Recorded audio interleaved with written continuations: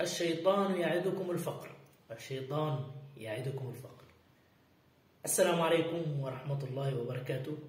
معاك عبد الرحمن يوسف. لو ما اشتركتش في القناة يا ريت تشترك في القناة وتفعل زر الجرس عشان يوصلك أول بأول كل الفيديوهات اللي أنا بنزلها.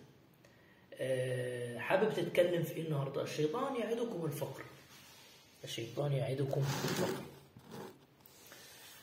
كتير مننا بيفتكر إنه الفقر بس في المال، يعني ما يبقاش معاك فلوس تخاف إن أنت تدفع صدقة، تخاف إن أنت تحط فلوسك مثلا في أعمال خير، فبنفتكر كل اللي الشيطان بيتوعدنا بيه في الجزئية دي. يمكن المعلومات اللي كانت بتوصل لنا مش هقول أنا مش صحيحة، ولكن هي معلومات يعني مش كاملة، يعني يمكن لسه عارف المعلومة دي والله.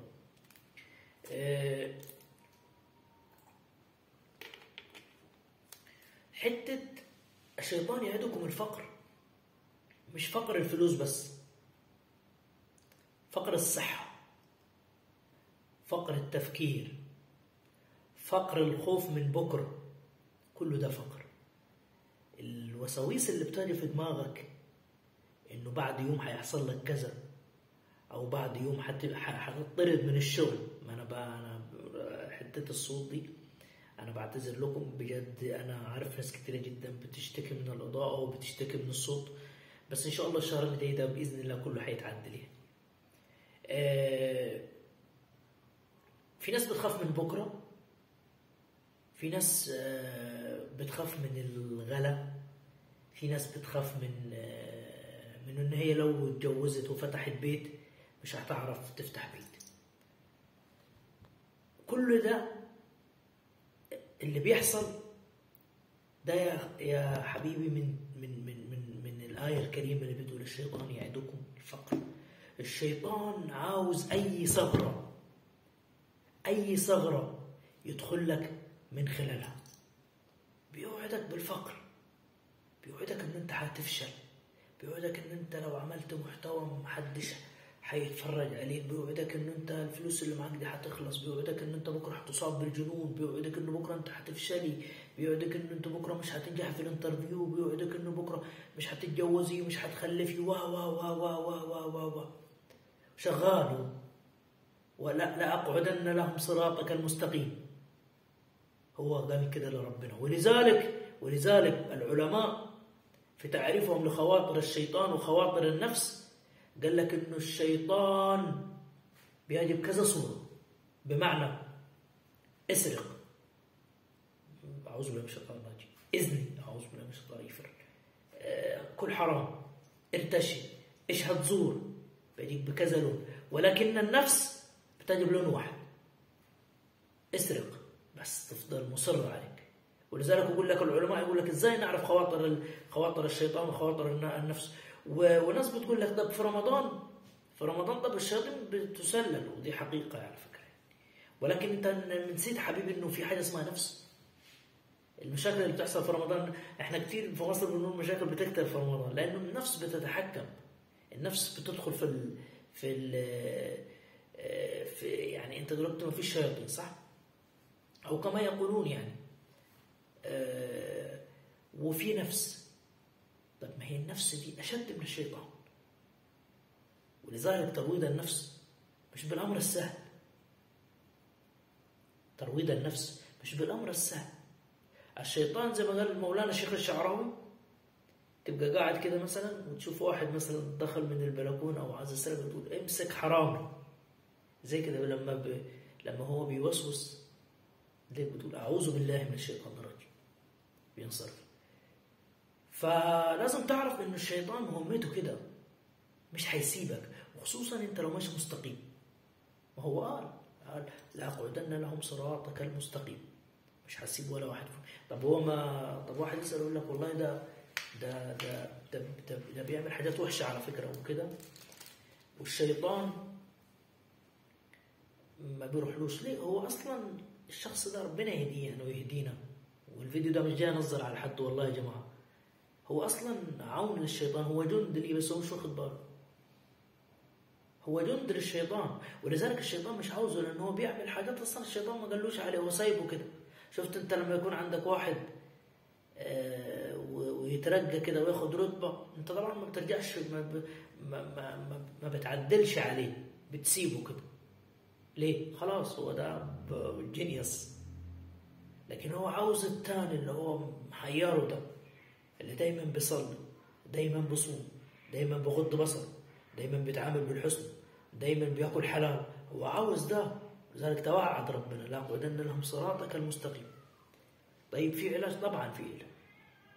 الاستعاذة بالله من الشيطان الرجيم واللجوء إلى الله. والله يا جماعة، والله العظيم لو ما استفدتش من الفيديو ال6 دقائق أو ال5 دقائق اللي أنا قلتهم، خدها والله العظيم، خدها من واحد مقصر مع ربنا، مقصر مع ربنا. والموضوع مش مسألة شيخ والله يا جماعة، والله الموضوع ما له علاقة بشيخ. ما فيش أي شيء، لا وسواس قهري ولا اكتئاب ولا مرض ولا خوف ولا فزع ولا أي حاجة، طالما أنت بجد بتفزع إلى الله. وعلى فكرة ربنا سبحانه وتعالى في القرآن بيقول إن يبسط يده بالليل وبالنهار. العلماء بيقول لك إيه؟ بيقول لك أي ليل إن الله يبسط يده بالليل ليتوب مسيء النهار، ويبسط يده بالنهار ليتوب مسيء الليل. قال لك أي ليل وأي نهار، يبقى ربنا باسط يده على طول. فاللي يقف على المنبر ويخوفك من ربنا فكك منه، سيبك منه خالص، ارجع لربنا، الجأ.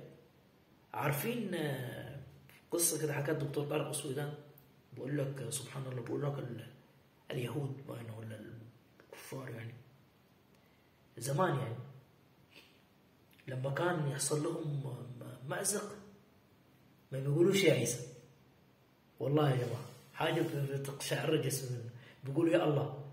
عارفين يا جماعة أنا لما بتحصل لي مشكلة، طبعا أنا مقصر يعني مع ربنا بصراحة، لما بتحصل لي مشكلة بفزع أقول يا الله.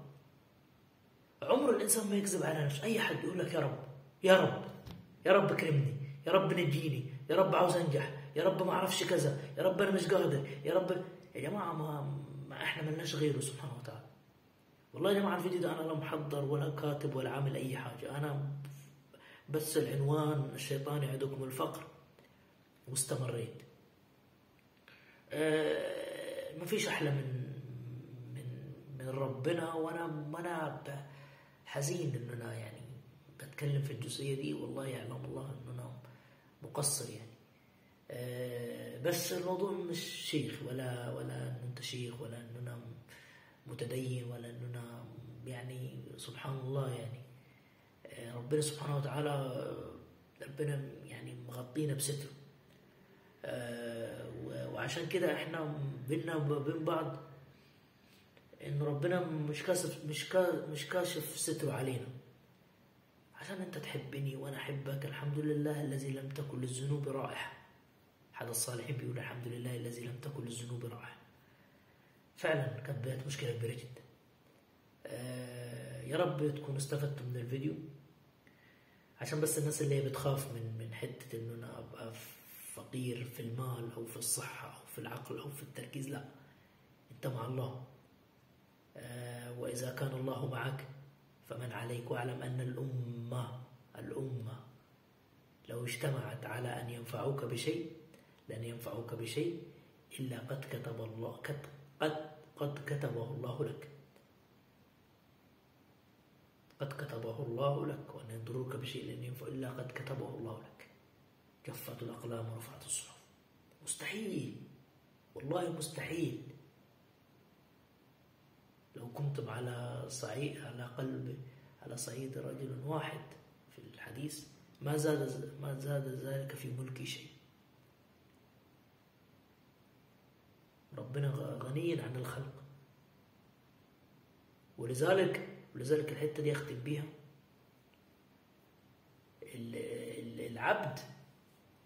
العبد ربنا سبحانه وتعالى اداها المشيئة. يعني ايه الكلام ده؟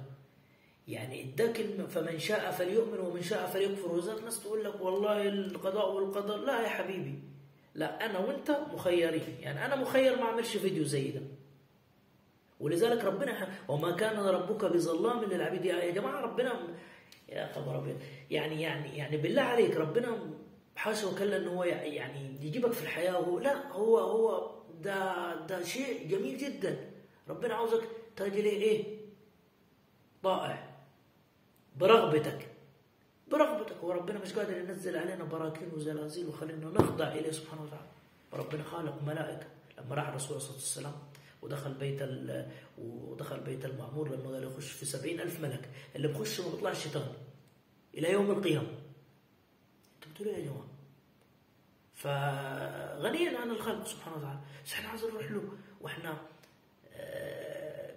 محبين منكسرين أذلاء. والذل إلى الله عزة. الذل إلى الله عزة، والذل إلى الله عزة. لما بتتذلل إلى الله عزة، ولكن لما بتتذلل للإنسان هي دي الإهانة. لما بتتذلل للإنسان وتطلب منه هي دي الإهانة. ولكن الله عز، تكون عزيز عبد، ولك عبد لله. إذا كنت يده الذي يبطش بها وقدمه الذي يمشي بها، ولئن سألني لأعطينه ولئن استعاذني لأعزنه. قوم إذا رفعت حواجبهم قضيت حوائجهم. فخليك مع الله واترك ما يقوله الشيطان، لأن اللي بيقوله الشيطان ده عبث. قال ابن الخطاب لو سلكت طريقا، صلى الله عليه وسلم يقول، لسلك الشيطان طريقا آخر يا عمر. شخصية يا جماعة، شخصيته قوية بالله، ثقته في نفسه بالله، قوي بالله. كان يأوي إلى ركن شديد. سيدنا لوط كان يأوي إلى الله. الحلقة جميلة جدا، أنا سعدت النهاردة. وما تنسوش تشيروا الفيديو ده بالله عليكم. والفيديو ده بتصور النهاردة، يعني بكون دقيق أنا بس في النهاردة يوم بتصور الأحد الساعة 8:30. ما تنسوش تعملوا اشتراك في القناة. وقبل ما أختم الفيديو، يعني بشكر كل اللي اشترك عندي في القناة. ومن لا يشكر الناس لا يشكر الله. دلوقتي داخلين على 905 أو 6. شكرا جزيلا. 1000 قادمة إن شاء الله. يلا، السلام عليكم.